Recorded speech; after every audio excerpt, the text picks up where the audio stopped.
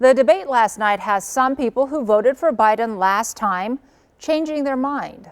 I hate to say it, I think Biden he looked old. Our Megan Lee talked with Will David and Gabriela Casas, who don't feel confident with either candidate.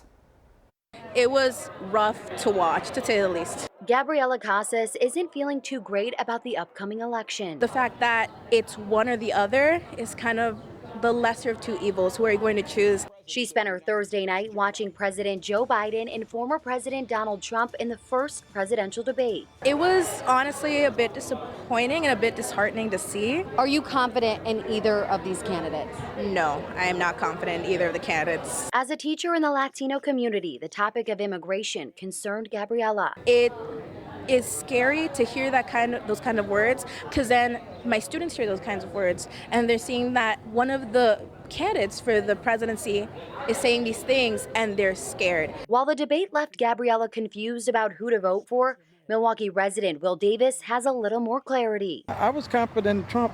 I hate to say it, but it's true. Will voted for Biden in 2020. Have your thoughts changed over the course of his presidency?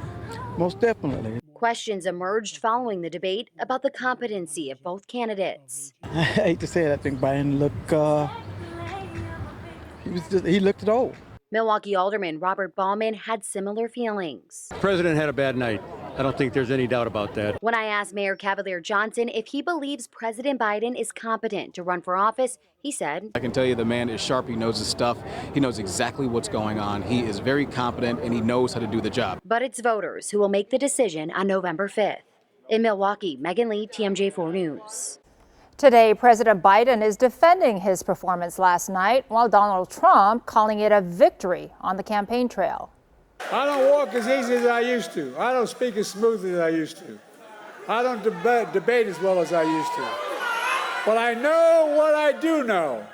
I know how to tell the truth.